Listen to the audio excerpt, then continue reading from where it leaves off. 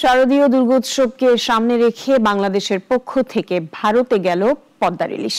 বৃহস্পতিবার ব্রাহ্মণবাড়িয়ার আখাউড়া স্থলবন্দর দিয়ে ইলিশের প্রথম চালান পাঠানো হয়। জুটন বণিকের রিপোর্ট, জানাচ্ছেন ইশরাত জাহান। দুর্গাপূজায় বিশেষ বিবেচনায় বাংলাদেশের ইলিশ যাচ্ছে ভারতে। সরকারের সিদ্ধান্ত অনুযায়ী এবার ভারতে মোট 1200 মেট্রিক টন ইলিশ রপ্তানি হবে। তার প্রথম চালানে প্রায় 1200 কেজি মাছ পাড়ি দিল ভারতে। শুধু আখাউড়া বন্দর দিয়েই অন্তত 90 মেট্রিক টন ইলিশ রপ্তানির সম্ভাবনা রয়েছে।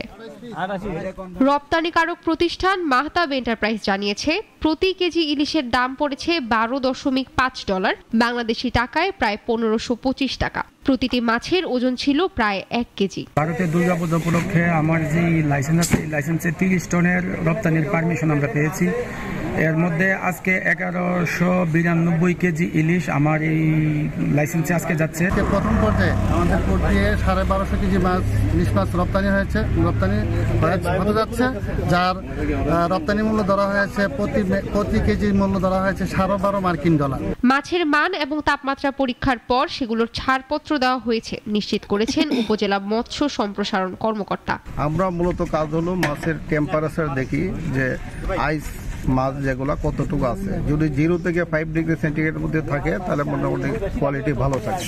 আজকে আমরা দেখেছি প্রায় 2 ডিগ্রি সেন্টিগ্রেড বরফের যেগুলো আছে মাছের টেম্পারেচার।